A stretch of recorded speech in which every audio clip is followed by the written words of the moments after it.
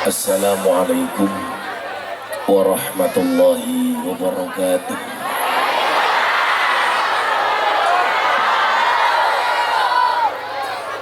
Alhamdulillahilladzi ja'alana Allahu wa iyyakum minal aidina wal faizin. Walhamdulillahi rabbil alamin. Ja'alana Allahu wa iyyakum minal maqbulin. Allahumma salli wa sallim wa barik ala hadan nabiyil karim Sayyidina wa maulana Muhammadin Sayyidina wa maulana Muhammadin wa ala alihi wa ashabil mujahidin tahirin. Rabbi shrah li sadri wa yassir li amri wahlul 'uqdatam min lisani yafqahu qawli. Amma ba'du. Hadratal muhtaramin, para masyayikh, para kiai, para habaib, alim ulama, tokoh agama, tokoh masyarakat, para sepuh bini sepuh yang saya muliakan, para pejabat yang berkenan hadir dalam semua tingkatannya yang saya hormati, segenap panitia pengajian dalam rangka halal bil halal. Minggiran dah semula kita apa? Rantau Portugal, Persatuan Orang Tua Dugal,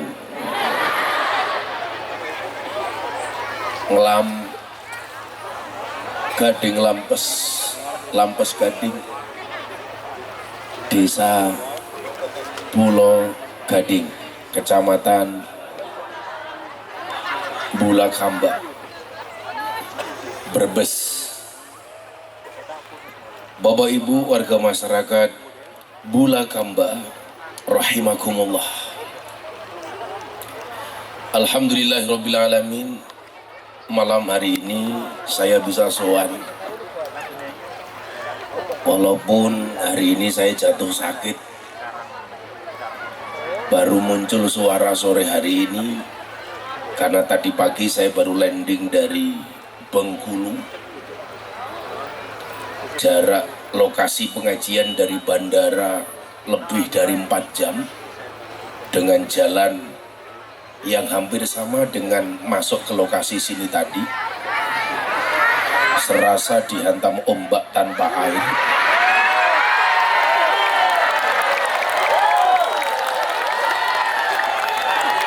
Karena begitu banyaknya lubang yang ada di jalan.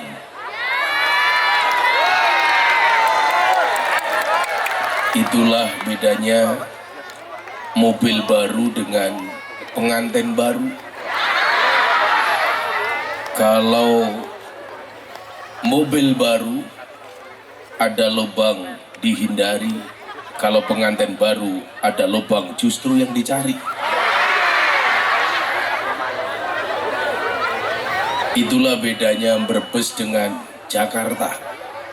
Kalau di Brebes banyak jalan berlubang, sementara kalau di Jakarta banyak lubang berjalan. Tapi kita syukuri, walaupun badan saya kurang sehat, tapi Allah masih pertemukan saya dengan anda semuanya warga masyarakat Bulakamba.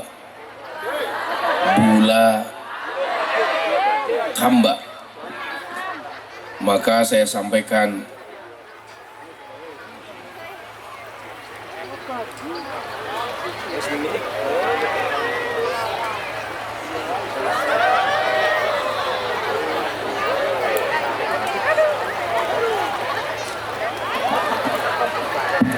cek.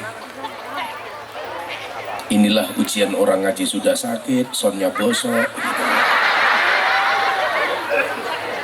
Tapi kita syukuri malam hari ini, apapun keadaannya, biqauli alhamdulillahi rabbil alamin, saya bisa sowan Bapak Ibu Maka saya sampaikan,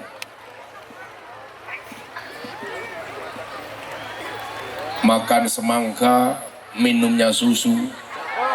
Orang Bulu Kamba, I love you. Walaupun tadi saya gagal paham, saya masuk panggung, ada cangkir isinya kopi tanpa air. Begitu panitianya datang, nuang air panas di dalam cangkir tanpa ada gelas untuk ngaduk. Kan kopi ini kempel goblok.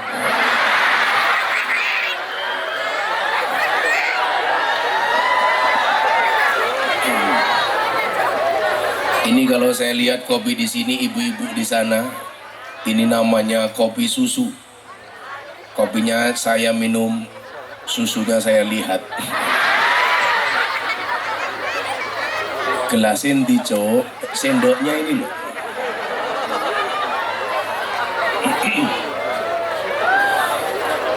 Ibu bapak yang saya muliakan, saya dengar acara malam hari ini adalah atas inisiatif dan dukungan dari teman-teman perantau yang tergabung dalam Portugal gitu Pak. Apa itu kepanjangan Portugal? Oh memang kan Portugal sana. Ternyata orang sini anak buahnya Cristiano Ronaldo. Makanya pantas milih tempat lokasi pengajiannya di lapangan. Mudah-mudahan yang hadir malam hari ini tidak mencontoh profesi wasit sepak bola. Apa itu karakter wasit sepak bola Bapak Ibu? Selalu saja lari ke sana kemari mencari kesalahan orang lain. Karena banyak di antara kita selalu saja memandang orang lain dengan kacamata syariat dan memandang diri sendiri dengan kacamata hakikat. Padahal pesan dari Kiai Haji Hamim Jazuli alias Gusmi, beliau mengatakan, pandanglah orang lain dengan kacamata hakikat, sementara pandanglah diri sendiri dengan kacamata syariat. Kenapa harus memandang orang lain dengan kacamata hakikat? Supaya kita tidak gampang menyalahkan orang lain, supaya kita tidak mudah untuk memperolok orang lain, supaya kita tidak gampang meremehkan orang lain. Tapi sebaliknya, pandanglah diri sendiri dengan kacamata syariat, supaya kita bisa lebih hati-hati. Ketika memandang orang lain, berlaku prinsip sekurus-kurusnya ikan itu pasti ada dagingnya, sementara segemuk-gemuknya ikan pasti ada durinya. Artinya apa? Kita tidak boleh mengukur nomor sepatu orang lain dengan menggunakan nomor kaki kita, karena pasti berbeda. Jangan menuntut orang lain untuk berperilaku sama seperti apa yang kita lakukan. Kemudian yang kedua, jangan pernah menuntut semua orang pasti suka sama kita. Dalam banyak hal kita sering mengatakan demikian. Aku apa-apa dimusuhi wong liya. Kenapa? Kanjeng Nabi saja dimusuhi. Jadi kalau saya dimusuhi ya lumrah. Ini tentunya perbandingan yang tidak pas. Perbandingan yang tidak pasnya di mana? Kalau Kanjeng Nabi Muhammad dimusuhi, Kanjeng Nabi itu pasti benar, sementara yang memusuhi pasti salah. Tapi kalau kita dimusuhi oleh orang, bisa jadi kita benar, orang lain salah, atau sebaliknya, kita yang salah, orang lain yang benar. Cuman persoalannya adalah selalu saja kita menganggap diri kita lebih baik daripada orang lain. Sehingga apa? Sehingga kita memandang ikan yang kita pandang hanya durinya, tidak pernah kita lihat dagingnya. Itulah kenapa Allah memberikan dua mata kepada kita. Satu mata untuk melihat kebaikan orang lain, satu mata untuk melihat keburukan kita sendiri. Celakanya apa? Selalu saja kita melihat orang lain keburukannya, sementara melihat diri sendiri kebaikan-kebaikannya. Sama halnya ketika saya ditanya, Gus, apa bedanya orang tinggal di desa sama tinggal di kota?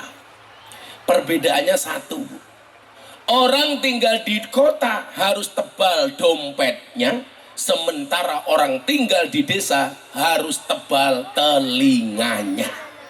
Karena sedikit-sedikit dirasani tetangganya. Betul Bu? Kebetulan malam hari ini orangnya juga hadir.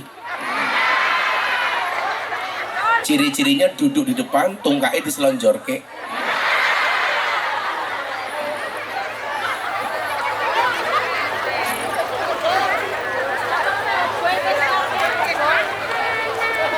Ibu bapak rahimakumullah. Jangan pernah membanding-bandingkan hidup kita dengan orang lain. Jangan berharap orang lain itu semuanya suka dengan kita. Bahasa saya apa? Kita tidak bisa ngatur ombak, tetapi kita bisa belajar berselancar. Kita tidak bisa ngatur omongan orang lain kepada kita, tetapi kita bisa ngatur bagaimana menghadapi omongan orang lain kepada kita. Saya tidak bisa ngatur panitia untuk cari sendok, makanya saya udah sendiri. Baru datang. Sudah, tangan kamu bau.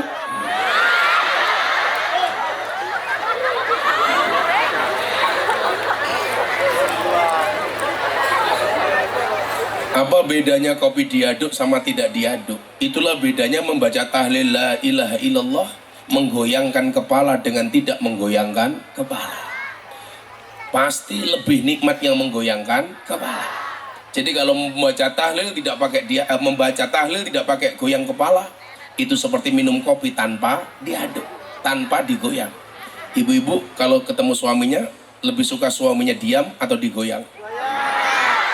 Itulah perbandingannya.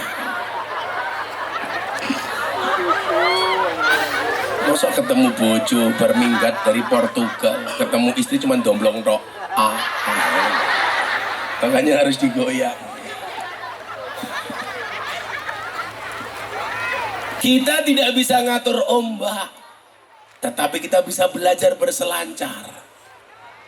Kita tidak bisa menghadapi, kita tidak bisa ngatur omongan orang lain kepada kita, tapi kita bisa ngatur bagaimana cara menghadapi omongan orang lain kepada kita. Maka seharusnya apa? Fokuslah kepada dirimu sendiri, jangan fokus kepada orang lain. Lawai dewe niki nyuwun sewu diajari, kalau makan itu mbok ya lihat piringnya sendiri, jangan lihat piringnya orang lain. Lah wis diwenehi snack, ya ndelok sneke dewek. Ora usah ngelirik sneke kancane. Isine pada. Apa sih kalau orang sini pengajian lihat isinya apa-apa? Saya penasaran. Mari kita unboxing isi snack untuk tamu VIP. Kalau di sana pasti nggak kebagian. Kelihatan kan panitianya miskin. Kan kita lihat apa isinya. Kalau di sini namanya roti apa ini? Gemblong. Gemblong. Desa temen brownies gelobok. Gemblong. Regane pira? Paling 500. Berapa Bu? Saya Bu? 2000. Itulah perempuan, kebanyakan batik. 1000. Ini pisang goreng tanpa tepung 500. 1500. Ini di sini namanya apa Pak? Apem, bukan tahu ini Pak. Apem. Matane. Bukan tahu. Apem 1000, 2500. Ini apa ya? Roti 1000, 3500. Snacknya 3500. Pengajian ada kotak infak, kasih infak 1000, masih untung 2500. Yang di sana kebagian kan? Kan minim anggaran. Kita nggak usah lihat piringnya orang lain. Jadi konsep bahagia itu sederhana.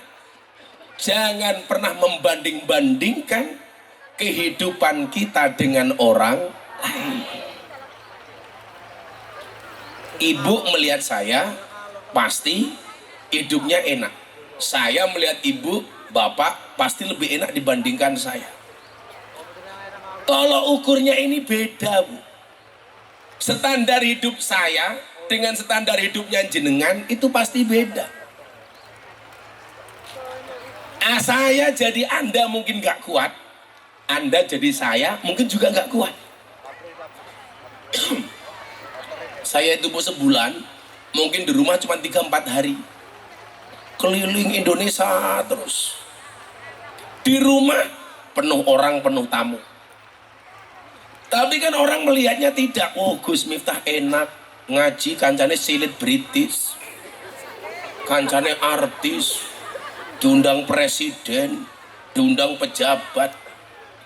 Mungkin kalau Anda melihat saya ceramah di depan presiden, taunya Gus Miftah ceramahnya asik, tidak melihat behind skin, bagaimana saya mempersiapkan ceramah di hadapan presiden. Kalau ceramah di sini enak, Bu, paling yang ngatur saya cuman ketua panitia, itu pun matur, Gus besok begini. Kalau ceramah di hadapan presiden, Bu, aturannya banyak, dari protokoler, dari pas pampres, nanti ada permintaan begini, macam-macam. Yang nggak ada permintaan, panitianya cuma di sini, karena tahu anggarannya pas-pasan, makanya nggak berani ngatur.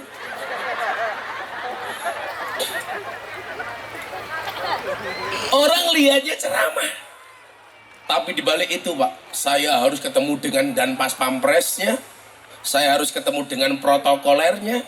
Nanti kalau ceramah di hadapan presiden nggak boleh begini, nggak boleh begini. Dulu, Bu, Pak, awal saya diundang sama presiden, aturannya sangat ketat. Sampai satu ketika saya agak marah. Saya mau ceramah, didatangi sama protokol lebih dari 3 kali. Gus, nggak boleh begini, nggak boleh begini, nggak boleh begini. Sudah, saya diam. Oke.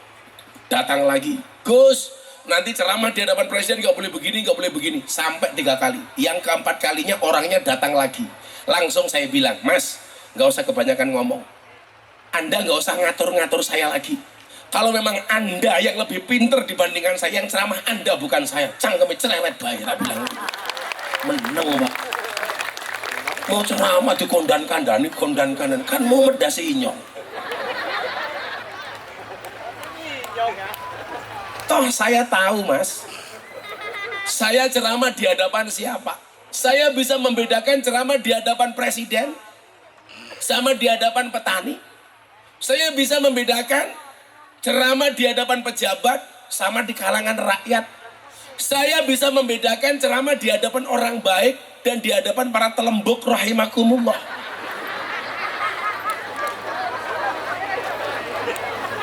Bisa jadi dalilnya sama, tetapi cara menyampaikannya berbeda. Itulah yang dimaksud dengan khatibun nas bi qadri ukulihim. Berbicaralah dengan manusia sesuai dengan kemampuan akalnya. Jangankan dengan manusia sebanyak ini, Bu.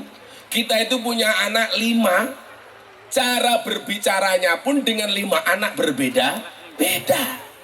Anak pertama dengan anak kelima umpamanya beda. Makanya kenapa saya nggak mau menikah lebih dari 1 saja repot, apalagi 4.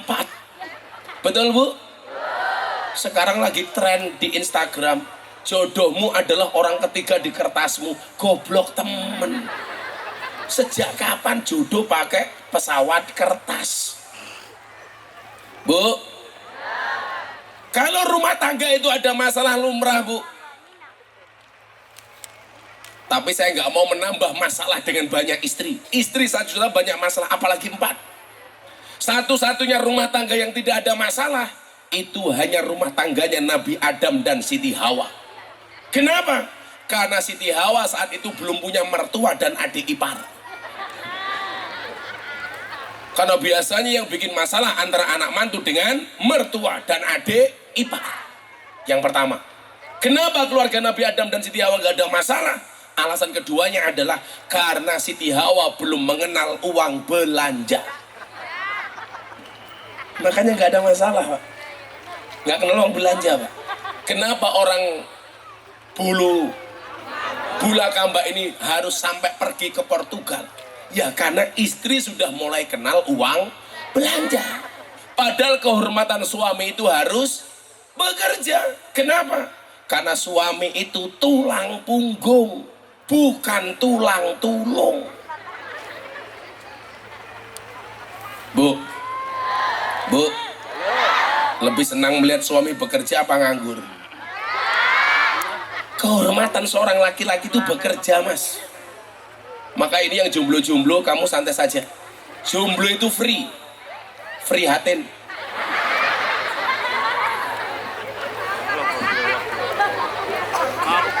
Persiapkan jomblomu untuk menyongsong masa depanmu dengan istrimu. Nikah jangan asal-asalan. Betul, Bu? Saya sepakat, seseorang itu dinikahi fatfar bidatidin.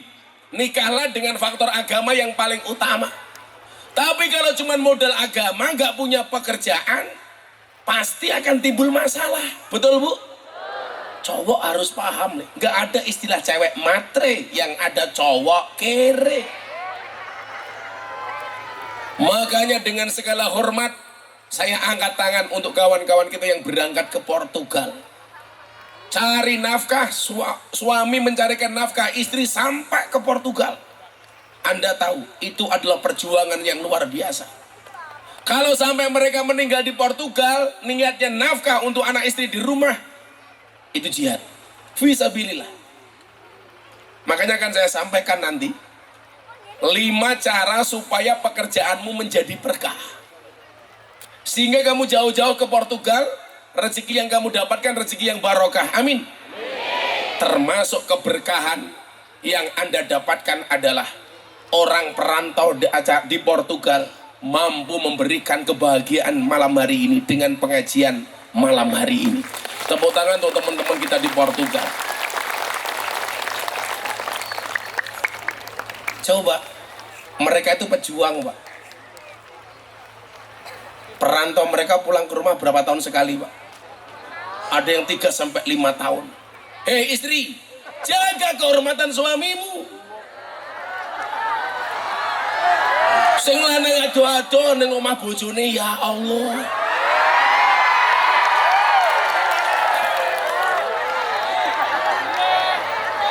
Suaminya tidak di rumah cari nafkah untuk istri dan anak. Istrinya di rumah malah nyanyi-nyanyi. Minggir, ojo nengah-nengah, mampir-mampir, bojoku rane ngomah. Pak Lurah lewat, oke. Diki ya Lurah.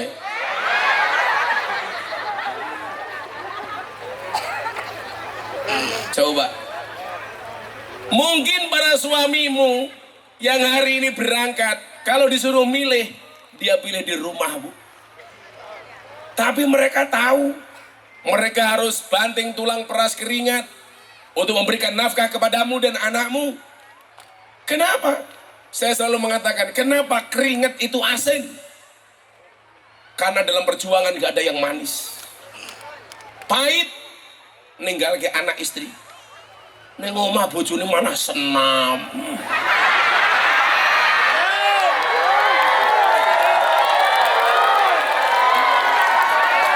Wong ya tekar ya. Ya melu guyu. Biasanya jilbabe pink.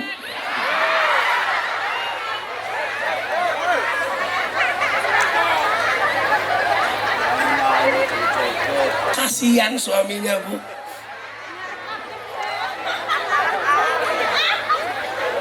Saya pernah lihat di TikTok, suaminya pulang marah, akhirnya menghancurkan rumah yang dia bangun.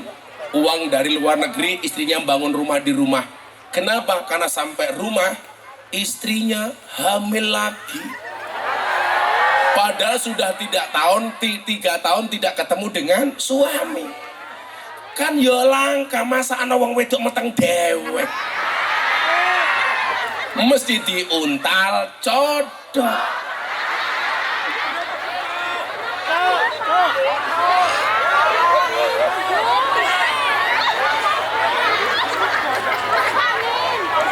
Malah amin matane amin.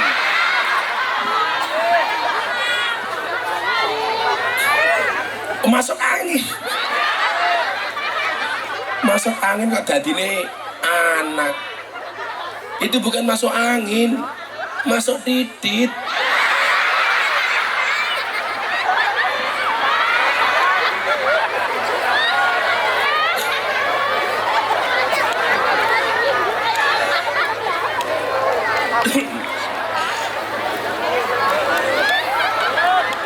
Sallu ala Nabi Muhammad.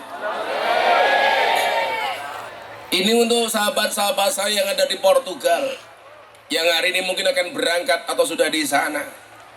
Ada 5 hal yang menjadikan pekerjaan Anda menjadi lebih baik atau barokah. Apa 5 hal itu? Sebelum saya sampaikan, apa sih makna barokah?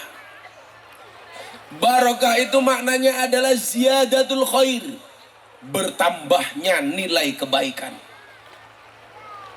Jadi kalau kamu punya pekerjaan, ada hasilnya, ada gajinya, ada rezekinya, rezekimu memberikan nilai tambah kebaikan.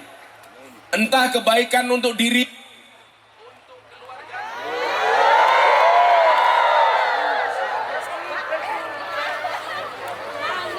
Batu nenteng. Batu nentong. Batu nentong.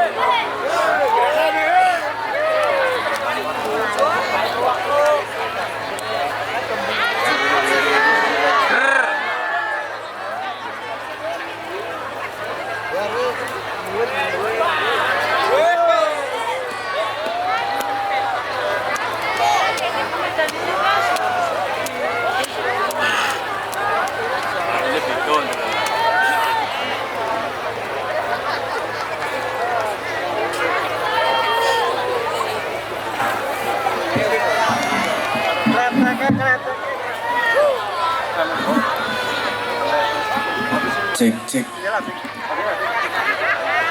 Berkah itu tambah nilai kebaikannya.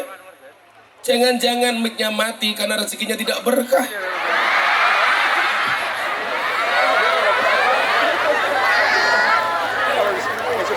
Sallu ala Nabi Muhammad. Ziyadatul khair, yang pertama ziyadah kebaikannya, bertambah nilai kebaikannya.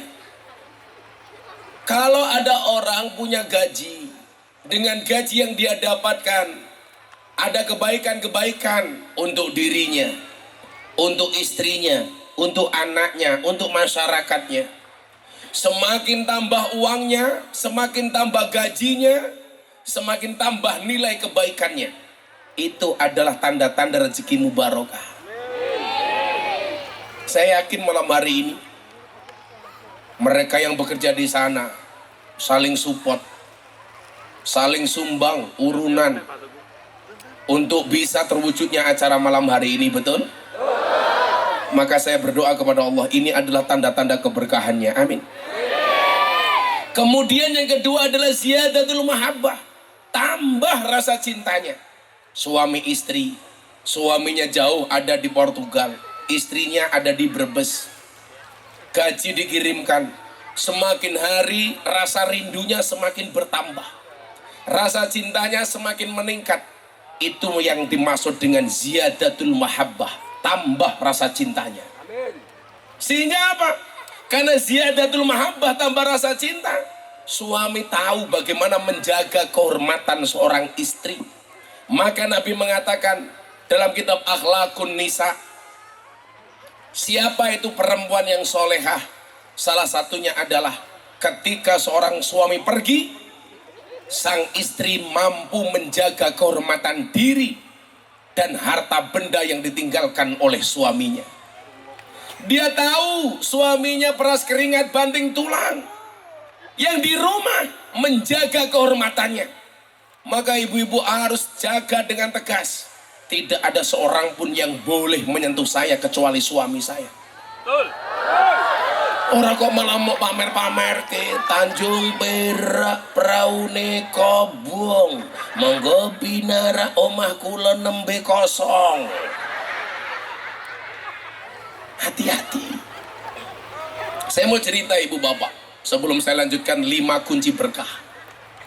Di zaman Nabi pernah mengatakan ada seorang perempuan, termasuk perempuan yang masuk surga pertama kali. Siapa namanya? Ummu Mutiyah. Ini orang tinggalnya di tengah padang pasir. Siti Fatimah termasuk 4 pemuka, 4 wanita utama yang masuk surga. Penasaran dengan siapa Ummu Mutiyah ini. Akhirnya Siti Fatimah bergegas mencari rumahnya Ummu Mutiyah. Dicari, ternyata rumahnya tidak di Bulakamba, tapi di tengah padang pasir. Dia datang silaturahmi ke rumah Ummu Mutiyah. Diketoklah pintu rumahnya. Assalamualaikum, waalaikumsalam. Man fil bab, siapa di pintu? Ana Fatimah binti Rasulullah sallallahu alaihi wasallam. Saya Fatimah, anaknya Rasul. Ditanya sama Ummu Mutiyah, apa keperluanmu wahai Fatimah? Saya pengen bersilaturahmi kepada Anda. Apa jawaban Ummu Mutiyah? Mohon maaf Fatimah, hari ini saya belum bisa menerima Anda. Kenapa? Saya belum minta izin kepada suami saya untuk menerima tamu hari ini. Silahkan datang keesokan harinya, saya akan terlebih dahulu minta izin kepada suami saya. Fatimah pulang, tidak diterima oleh Ummu Mutiyah. Keesokan harinya Fatimah datang dengan membawa anaknya Sayyidina Hasan yang masih kecil. Datang, siapa di pintu? Saya Fatimah dengan anak saya Hasan. Mohon maaf Fatimah, Anda silahkan masuk, Hasan jangan masuk.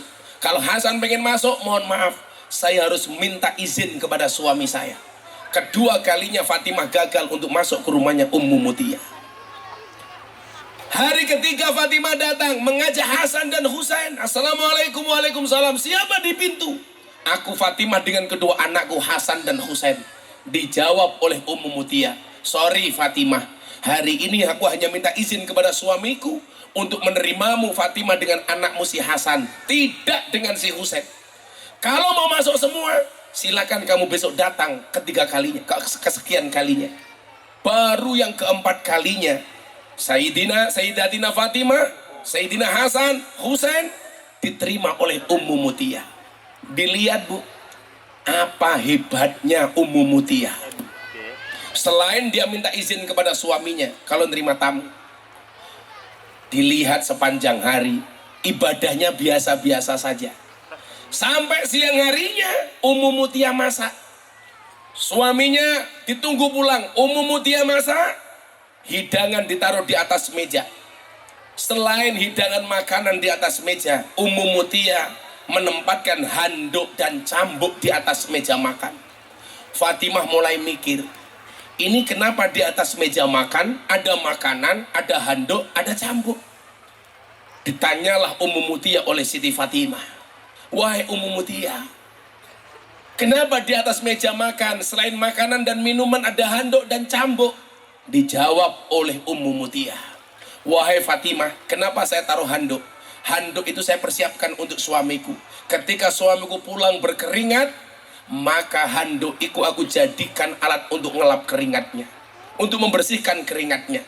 Maka ibu-ibu mohon maaf, kalau suaminya pulang macul, carikan handuk. Bila perlu serbet, dirapi raine kayak gini. Pak, ini raimu. Iya.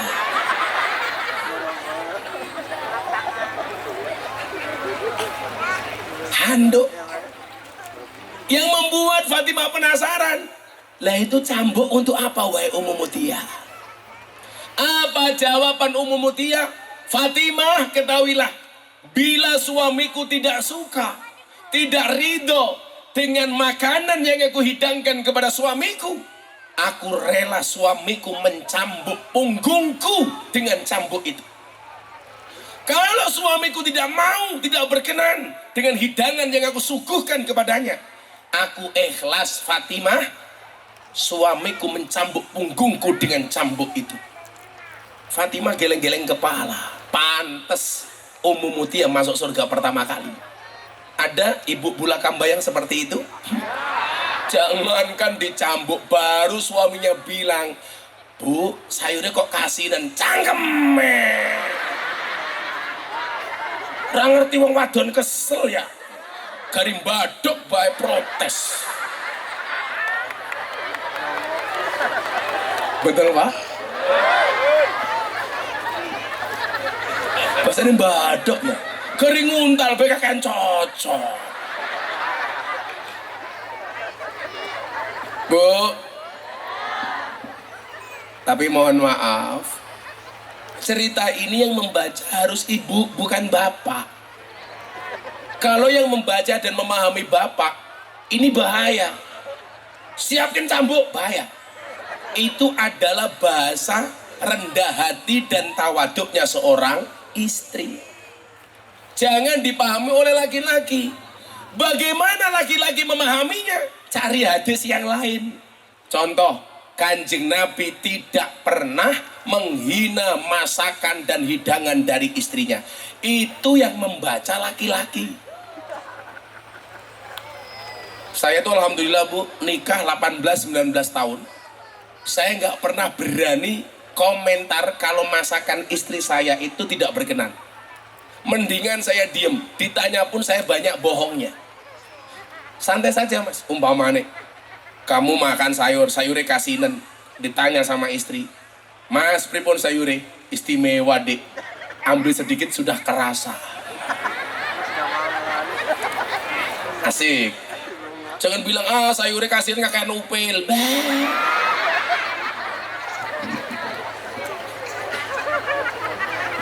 Bapak makan nasi sukanya nasi yang perok. Ibu, apa perok apa perak? Kan jangan minum Jogja ya beda ya. Kalau Jogja perok, Brebes perak. Jogja boto, Brebes batah. Jogja sego, Brebes segar. Tapi di Brebes nggak ada kantal, nggak ada.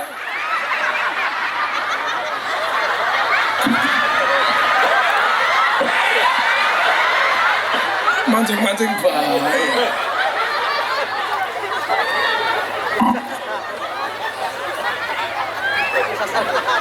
Di Jogja konco, di Brebes kanca. Di Jogja kondo, di Brebes kanda. Wes. Terus kita. Di Jogja loro, di Brebes lara.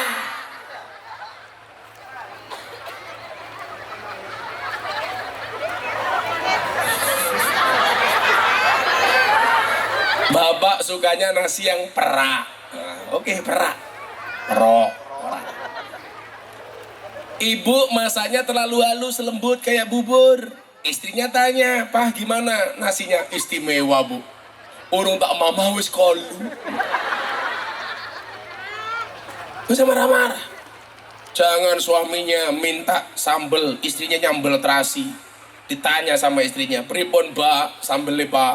"Pedes, Bu." "Ning luwih pedes cangkemmu." Jangan.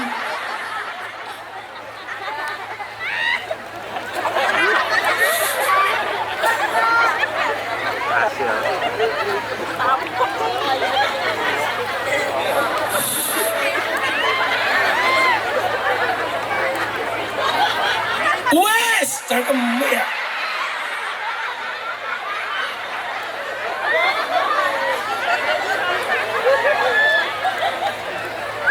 Itulah kenapa keluarga pasangan suami istri disebut dengan istilah rumah tangga. Ada rumah gak ada tangganya, ada juga tangga gak ada rumahnya. Lah rumah suami istri itu pasangan komplit. Rumah tangga. Tangga itu kan berlevel-level, Bu. Apa Pak? Ondo, Anda. Masa ya rumah Anda? Oh, tangga bahasa Jawanya ondo, Anda. Saya tahu kenapa Simbah ngomong seperti itu. Pasti suka masuk rumahnya orang lain ya. Oh tukang, lah iya tukang. Anak wong Bula Kamba pulang dari Brebes, pulang dari Portugal. Bojone meteng kelon. Meteng. Bukan, ini meteng beneran. Begitu pulang meteng, istrinya bilang, "Pah, nanti kalau saya hamil, Papa di Portugal, bagaimana? Siapa yang bertanggung jawab? Serahkan kepada yang di atas." Yang di atas tukang.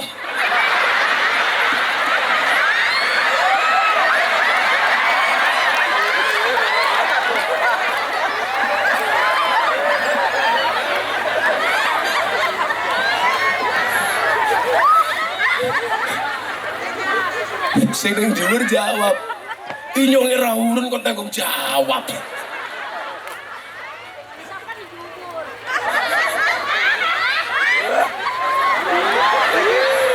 Cangkeme siapa ya?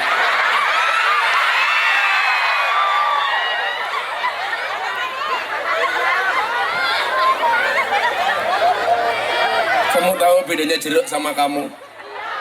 Jeruk mengandung vitamin C, kamu mengandung anaknya tukang.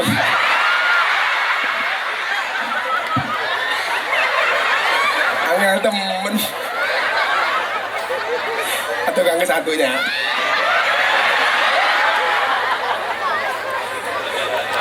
Pinter temen tukang nangkap. Kayaknya mantan copet ya.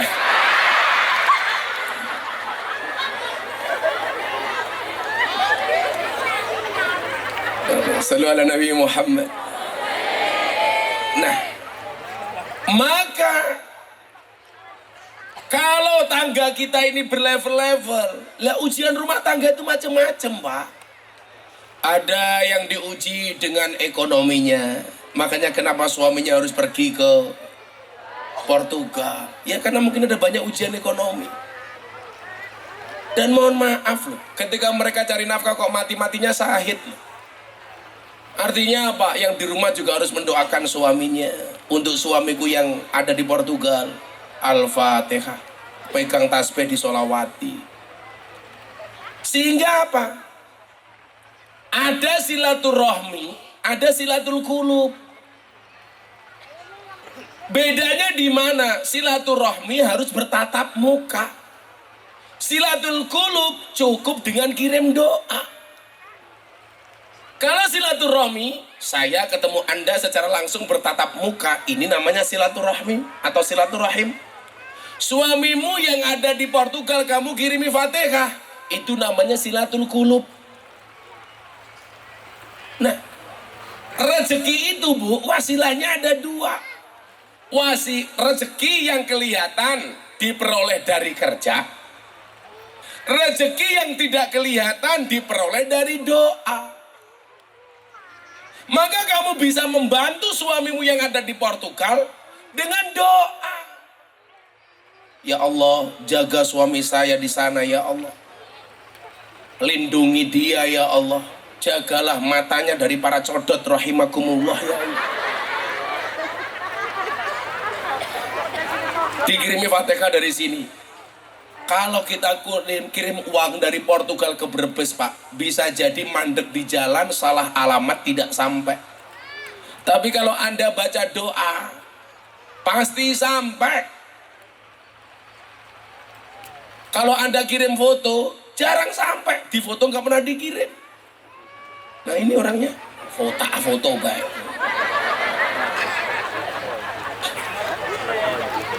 Maka disebutkan kullul asya tarhalu wala ta'udu. Kullul asya yarhalu wala ya'udu. Segala sesuatu itu yang pergi tidak pernah kembali. Illa doa, kecuali doa. Yarhalu birroja, dia pergi membawa harapan. Wa ya'udu bil ata, dan dia kembali dengan membawa pemberian. Sama halnya suamimu, iringi langkahnya dengan doa. Suamimu pergi dengan harapan, dia kembali dengan pemberian. Jos. Kamu berharap suamimu di sana baik-baik saja, pulang dengan membawa pemberian. Harapannya apa? Harapannya rumah tanggamu naik level. Maka supaya bisa seperti itu, ada 5 langkah yang bisa kita lakukan supaya rezeki kita barokah. Amin. Yang pertama, ini dawuhnya Syekhina wa murabbi ruhina Mbah Maimun Zubair. Kalau pengen rezekimu berkah, lakukan 5 ini. Mbah Maimun itu wali. Kewaliannya tidak hanya diakui di Indonesia tapi di dunia. Sampai beliau ditakdirkan di satu pemakaman dengan Siti Khadijah di Maklah, di Mekah. Satu di antara 2 tempat yang tidak akan pernah dijajah oleh Dajjal. Artinya apa? Beliau jaminannya adalah surga. Makanya kenapa saya mengutip kalimat beliau. Maka Pak Tukang, kalau nukang, wudu dulu. Sehingga kalau kamu nukang mati kesetrum listrik, matinya dalam keadaan berwudu. Umpaman. Tapi saya lihat saya sakit, Pak Tukang sehat. Tapi ingat Pak Tukang, Pak siapa namanya? Sumitro. Sumito. Ini yang viral di TikTok. Toh ganjel toh. Lah ini orangnya.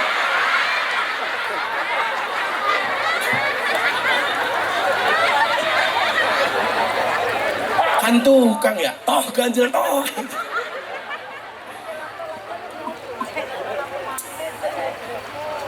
Walaupun saya sakit, Pak Sumito sehat. Ingat Pak Sumito, mati syaratnya tidak harus sakit. Jadi walaupun yang sakit saya, yang mati bisa Pak Mito duluan.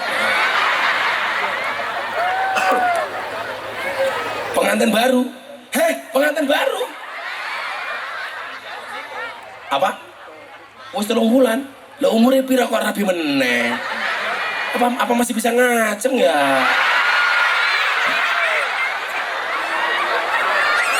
Masih bisa. Keren temen Sumito ya. Oh duda Pak Kiai, Masya Allah. Sumito bujuni anyar. Istrinya umurnya pira bujuni? 51. Pak Mito berapa? 65. Pak Mito 65, istrinya 51. Kalau Pak Mito tanya sama saya bagaimana supaya jos gampang. Pak Mito cari kuku Bima, istrinya cari sari rapet.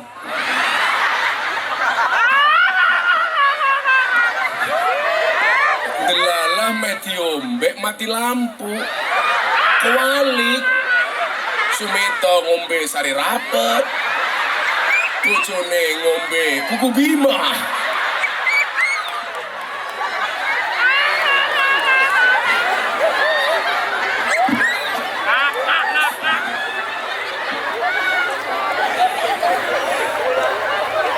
Begitu meh kelon kewalik, bojone menengkelek Mito nyekelin silet ini ora bisa.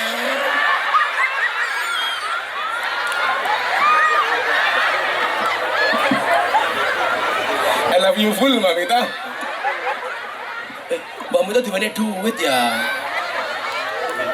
Tak kasih uang, kan pengantin baru tak sumbang.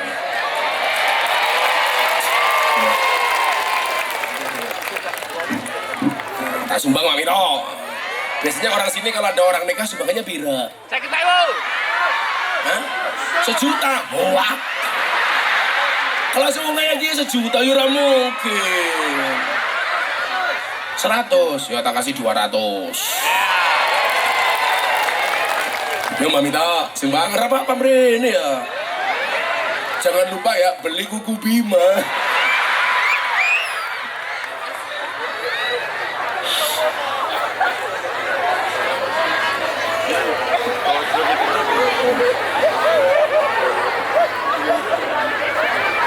Aja salah ngombe. Sing wadon kuku Bima. Sing lanang sari rapet.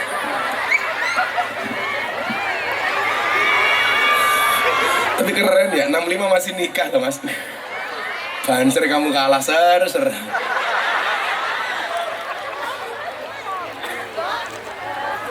Sallu ala Nabi Muhammad. Yang pertama kata Mbak Maimun, supaya rezeki kita berkah, sampaikan kepada suamimu yang mungkin hari ini di Portugal. Kamu WA, ini pesannya Mbak Maimun melalui yang disampaikan Gus Miftah, supaya bapak rezekinya di Portugal berkah. Apa dek? Yang pertama, jangan mengakhirkan atau menelantarkan atau mengurangi kewajiban, baik sholat, zakat, dan lain-lain, karena lebih mementingkan pekerjaan. Hati-hati. Banyak orang yang meninggalkan sholat gara-gara apa? Lebih mementingkan pekerjaan. Tapi di laut susah Gus, bagaimana? Islam punya mekanisme, ada mekanisme fikih. Bisa diatur. Gak ada alasan bagi kita untuk meninggalkan sholat. Bisa dijamak, ada mekanisme qasar. Saya sering mengatakan apa? Kamu boleh kehilangan pekerjaan untuk Allah, jangan pernah kehilangan Allah untuk pekerjaan. Kamu boleh kehilangan uang untuk Allah, tapi jangan pernah sekali-kali kehilangan Allah gara-gara uang. Mito, tukang dur, sholat. Lagi dandan, genteng rungu adan. Allahu Akbar, Allahu Akbar. Mito jawab adan maning.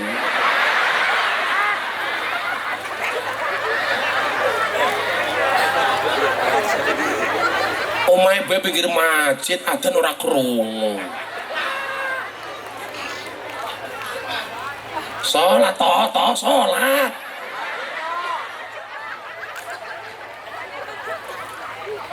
Ternyata ini yang lagi viral. Ganjil, toh. Ganjil toh.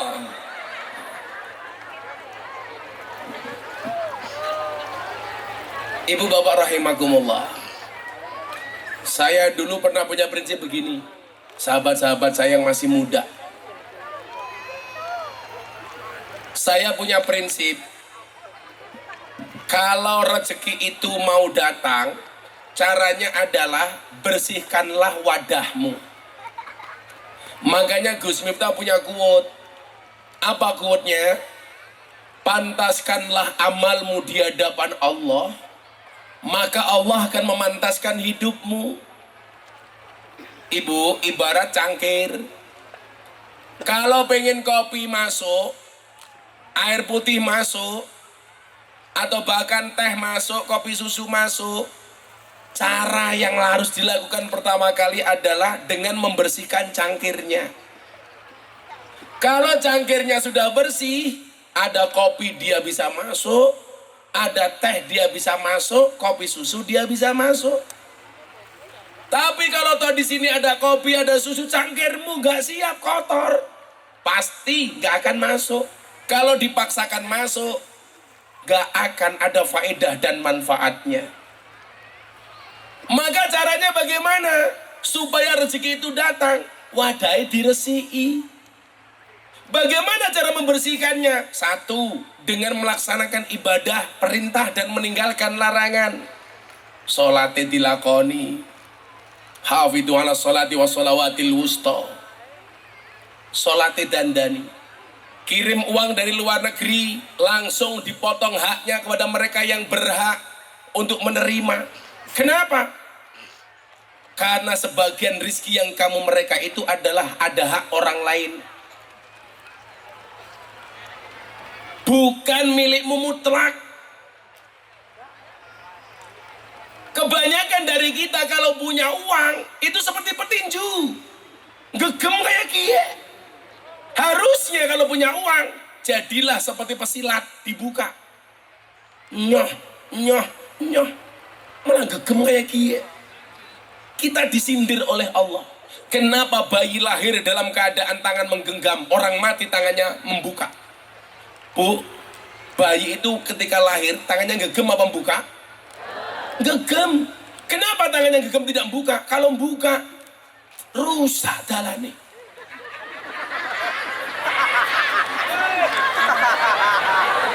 Kecakar-cakar ya.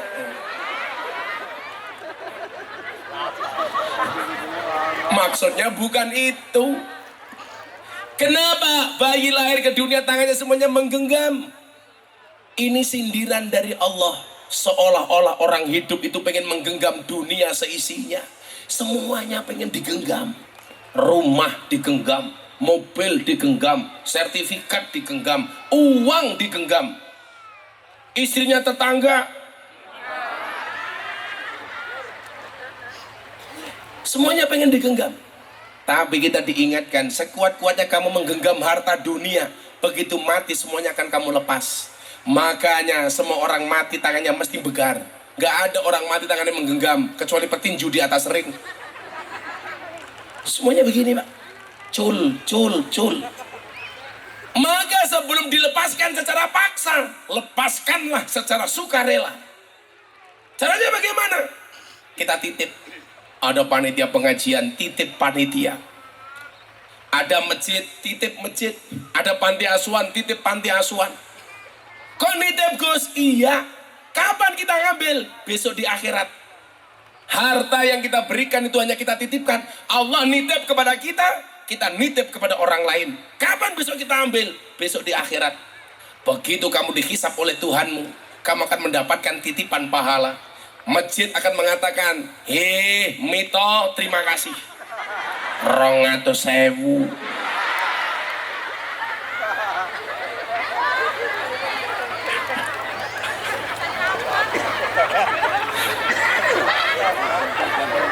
Besok ketika kita dihisap, dari mana harta kamu dapatkan dan untuk apa harta kamu gunakan? Begitu dihisap, yang kamu titipi di dunia semuanya akan berteriak di hadapan Allah menjadi saksi. Allah, Pak Lurah menitipkan hartanya kepada saya panti asuhan. Pak Lurah dapat pahalanya. Saya bisa juga sama. Miftah, dari mana uang kamu dapatkan? Dan untuk apa uang kamu gunakan? Saya bilang, uang saya gunakan untuk nyumbang pernikahan Mbah Mito, ya Allah.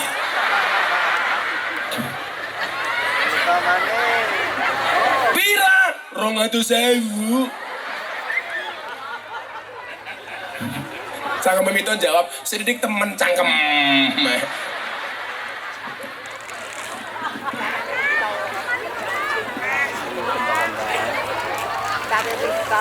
Pak Mito bisik-bisik sama teman sebelahnya. Apa temen ninyong ya? Yura, apa suruh 200.000 apa sih keprimen? Rezeki atau ya? Maka kita doakan Mbah Mito panjang umur. Orang sedunia yang mati, Mbah Mito hidup sendiri. Pulang istrinya Mbah Mito langsung hamil. Kembar 5.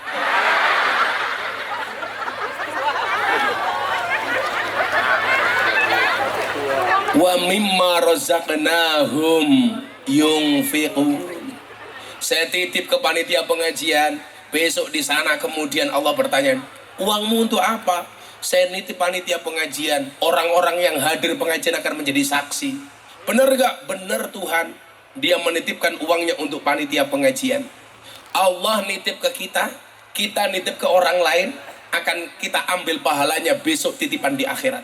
Amin Allahumma. Amin. Maka malam ini panitia dan siapapun yang terlibat, berapapun sumbangsih Anda yang kamu berikan kepada panitia pengajian malam hari ini, semuanya akan menjadi saksi di akhirat. Amin Allahumma amin. Dan insya Allah saksi yang meringankan. Termasuk besok saksi meringankan saya adalah Mbah Mito. Karena saya besok di akhirat ditanya, Mito, Miftah, uangmu untuk apa? Langsung saya jawab, kamu nanya. Nanya saja Mbah Mito. Mito, I love you full. Mwah.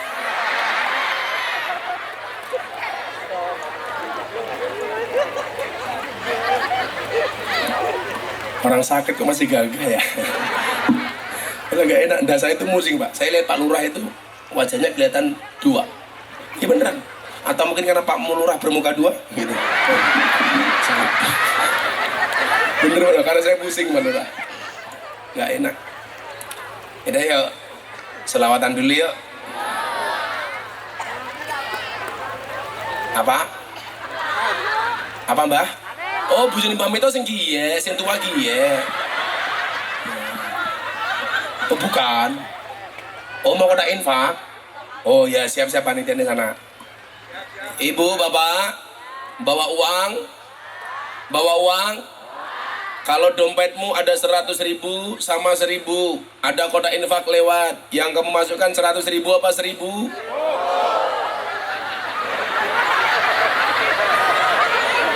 Keprimen yang bula kamba. Deleng kunyuk sangone 100.000. Deleng kiai infake 1.000. Larang kiai apa kunyuk? Anda lebih menghargai kiai apa kunyuk?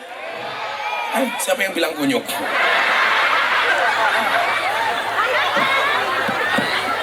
Ya panitia siap-siap leh.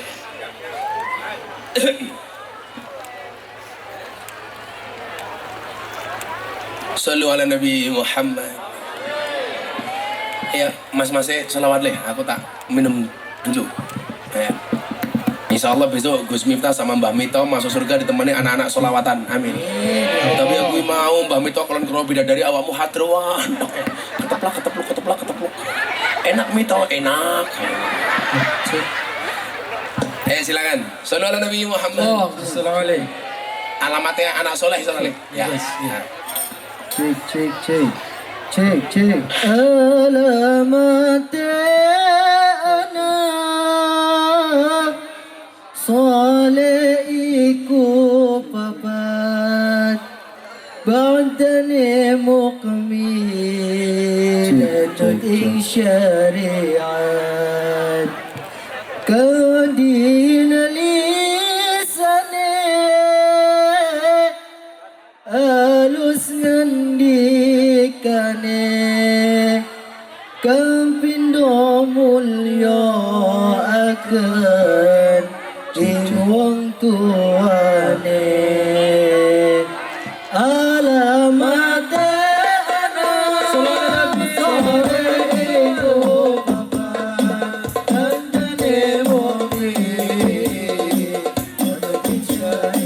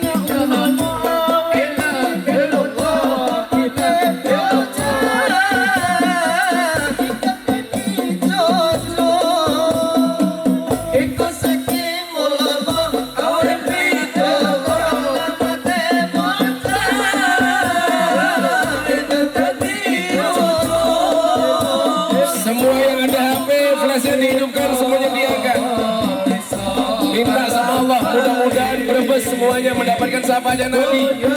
Semua HP-nya diangkat. Diangkat dulu baru digerakkan. Diangkat semuanya bareng-bareng. Semuanya diangkat. Digerakkan ke sana dulu.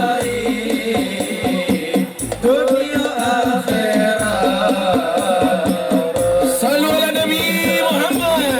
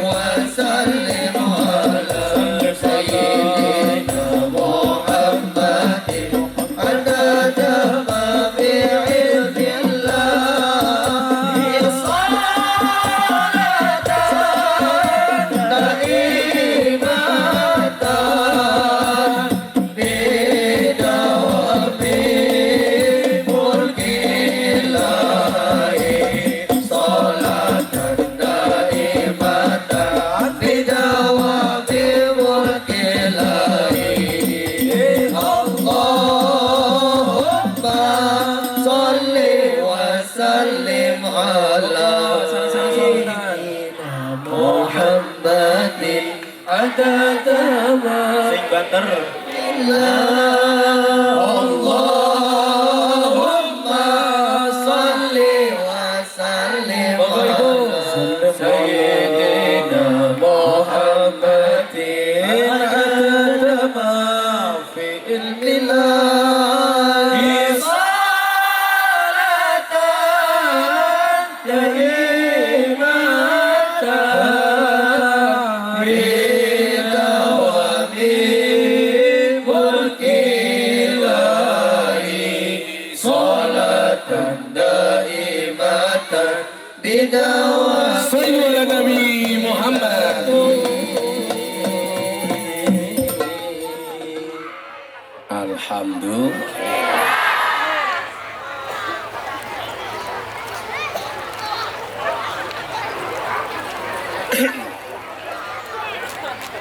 Ini malam apa ya? Malam Jumat.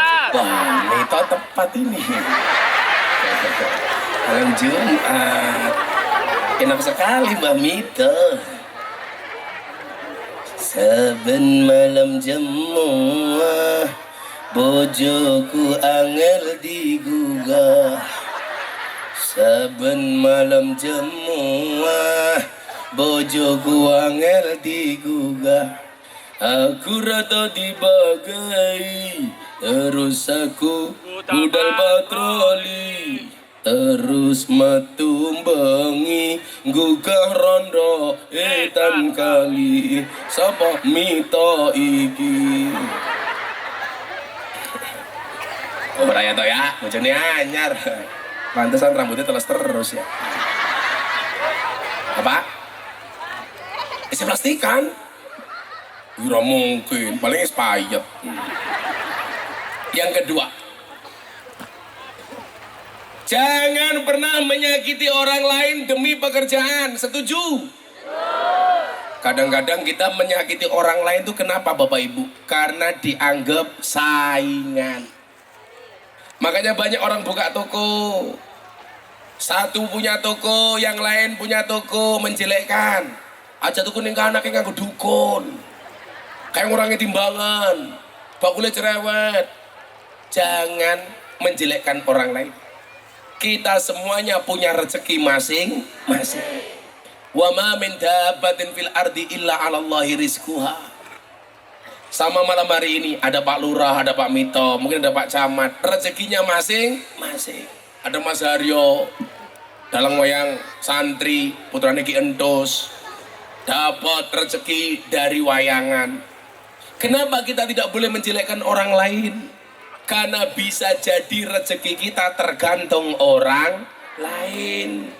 Guru rezekinya dari murid, dokter dari orang sakit, betul Bu? Rumah sakit dari pasien, Mito tukang rezekinya dari bangunan. Sekarang Mito setelah menikah, kalau dia bangun rumah ada pasir, ada batu bata. Membangunnya Mito tidak menggunakan semen. Ditanya Mbah Mito, kenapa kamu membangun rumah hanya pasir sama batu bata, nggak ada semen? Mohon maaf Gus, saya tidak membangun menggunakan semen, dengan cinta. Kenapa? Karena cinta itu menyatukan. Iya.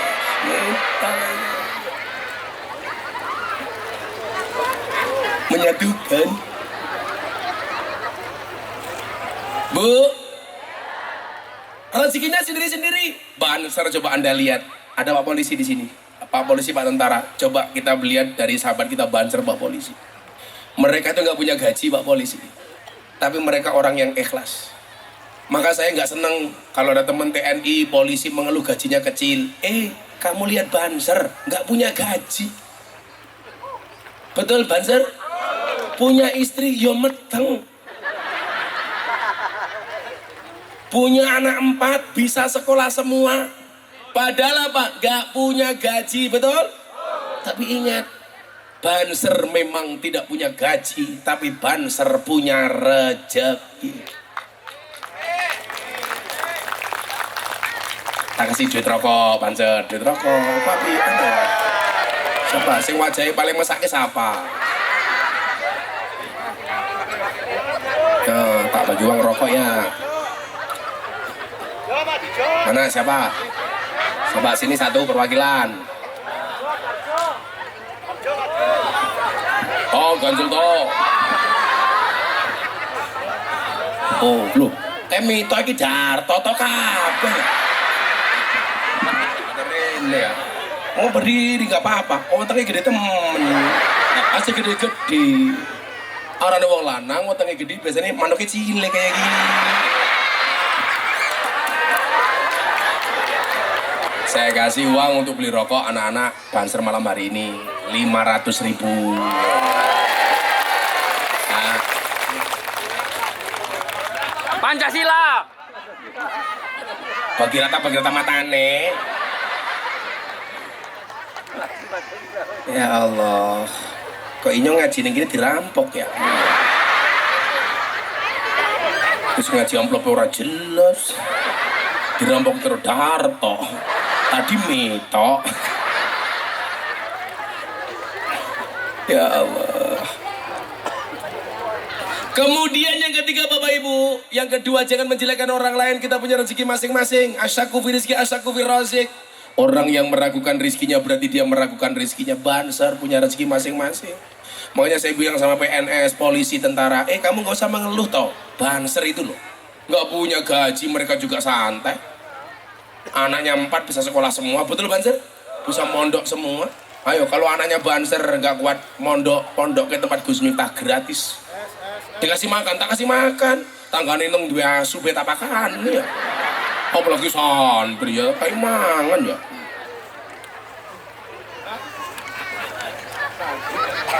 Oh santri Pak, santri baik itu nyong makan ya. Makanya saya itu kebetulan kiai yang dekat dengan presiden, kiai dekat dengan polisi, dengan tentara. Makanya saya kasih nasihat. Apalagi hari ini mohon maaf, mbok ya polisi-polisi yang pangkatnya tinggi itu punya perhatian sama polisi yang pangkatnya rendah, yang kecil, desa-desa. Malah di Jakarta kadang-kadang di mana yang kaya-kaya istrinya pamer, gak bisa menjaga perasaan sahabat-sahabat kita. Polisi Brimob yang ditugaskan di Papua umpamanya, ditugaskan di perbatasan, mereka menjaminkan nyawanya untuk negara. Sementara polisi yang kaya malah pamer. Naudzubillahi min dzalik. Jangan, kasihan. Kita jaga perasaan teman-teman kita. Setuju Pak Polisi ya? Pak Tentara setuju ya? Potong aja gede Muhammad Sodik. Simbahin jawab, mana kecilek cangkemek Simbah kaya. Menghina Pak Tentara. Pak Sodik kayak sing tua kayak Pak Sodik kayak. Wis tua ngayu temen. Guyu nutupi cangkem kayak dia tak pikir malu, ternyata pamer gelang. Kayak Pak Sodik kayak. Kayaknya naksir Mbah Mito dia. Apa? Ndak ayah. Oh Sunda. Oh nya. Aing gak bogos ya. Kadi itu kadunya. Time duduk dinyanyi.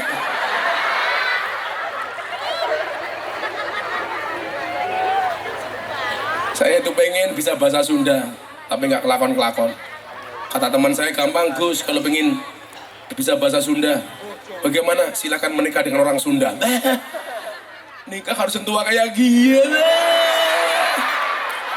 Ya nyong matiin disit ya. Ya nyong bisa keracunan. Susu kada luar sah.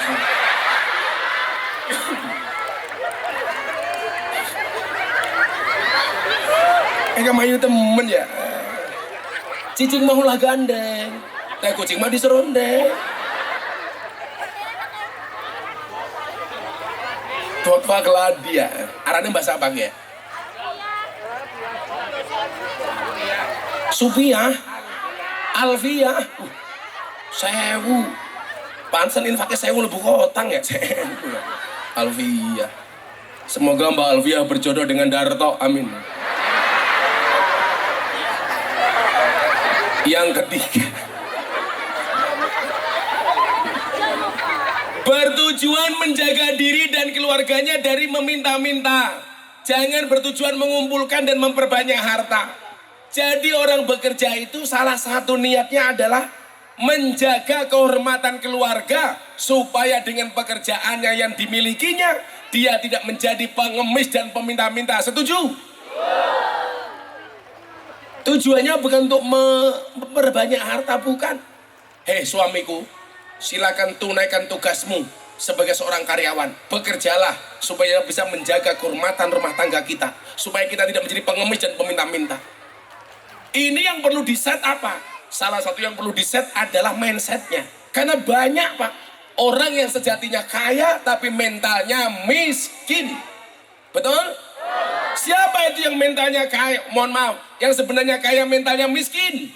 Jelas Pak Lurah menerima BLT untuk orang miskin. Tapi di Pulau Kamba mohon maaf, yang kaya ngaku miskin. Yang punya mobil ngaku miskin. Betul Pak Lurah?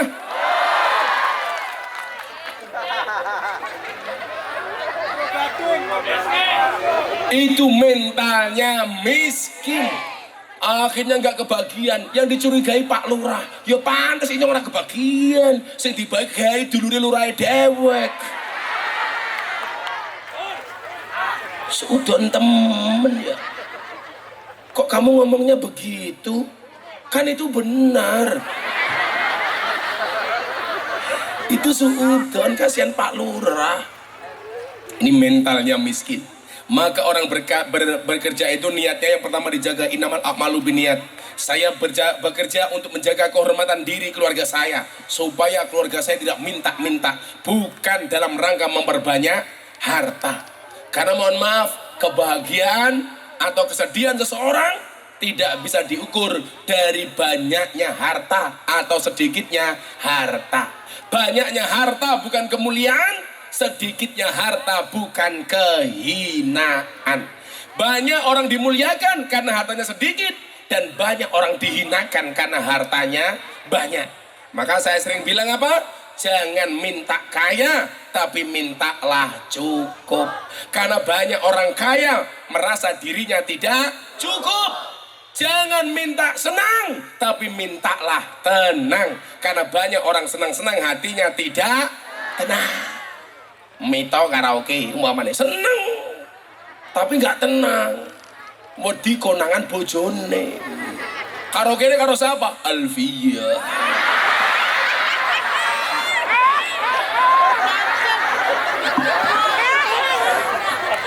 Mas Alfia karaoke ya mbak ya, ya udah ya. Mas Alfia buka titik.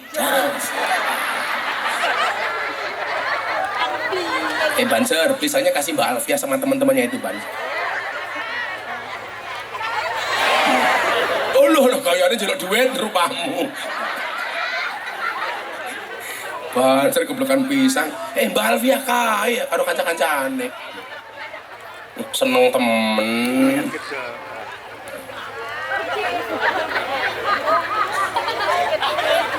Jelek duit. Bojone siapa ya? Mugah. Bu Alfia mintanya uang. Kalau saya kasih uang untuk beli apa, Alfia? Mas kawin.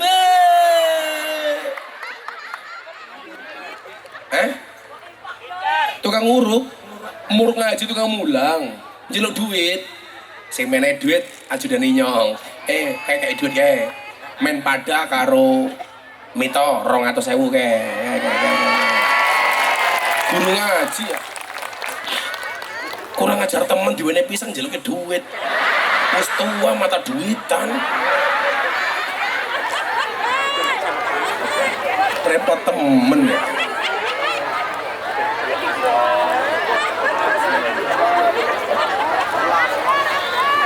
$200.000. Kita doakan mudah-mudahan Alfia berjodoh dengan Darto. Amin. Kayak pisang nolak duit, yes. Pinter temen. Mbak Alfia masih punya suami? Oh janda. Kesempatan bagi Darto.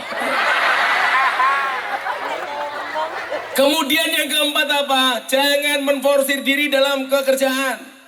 Ini yang dimaksud dengan innallaha la yuhibbul musrifin. Allah itu tidak mencintai orang-orang yang berlebihan. Maka hendaknya yang di Portugal, kalau sudah punya uang cukup modal, gak usah berlama-lama di Portugal, gak usah memperpanjang kontraknya di Portugal, bikin usaha di Bulukumba. Kenapa? Karena apapun itu pasangan suami istri kalau berpisah terlalu lama kurang baik. Betul? Kumpulkan uangnya, ditabung, bikin usaha di Bulukumba. Maka ingat, prioritaskan. Jangan hanya untuk konsumsi, tapi uangmu untuk produksi. Ditabung. Mbak Alfia kalau punya uang ditabung, bukan dicelengi. Itulah alasan kenapa ada bayi tabung, gak ada bayi celeng. Kok keting?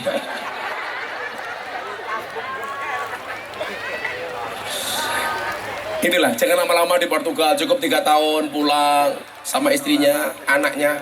Karena mohon maaf Pak, uang bisa dicari, tapi tumbuh berkembangnya anakmu tidak akan pernah kembali. Betul? Ingat, orang sering mencari uang melupakan waktu. Padahal ada perbedaan. Semua orang bisa tahu berapa sisa uangnya, tapi tidak semua orang tidak akan tahu berapa sisa waktunya. Lucunya banyak orang kehilangan waktu gara-gara uang. Banyak orang menangis kehilangan uang, tapi tidak pernah menangis kehilangan waktu. Padahal dikatakan waktu adalah uang. Makanya kalau istrinya minta uang dikasih waktu.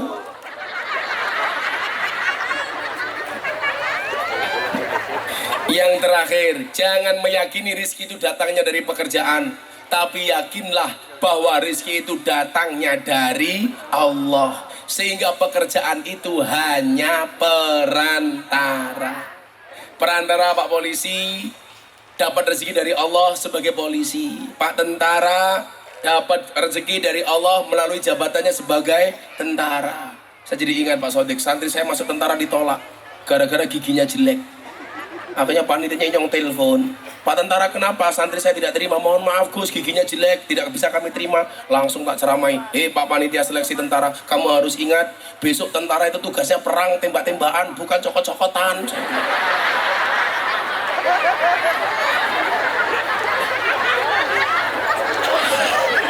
Sekali lagi, rizki itu datangnya dari Allah, bukan dari pekerjaan. Pekerjaan hanya sebagai perantara. Sudah jam 12:30. Saya harus ke lokasi kedua. Penting ibu bapak doakan Gus Miftah sehat ya. Mudah-mudahan bisa membersamai bapak ibu seterusnya. Amin.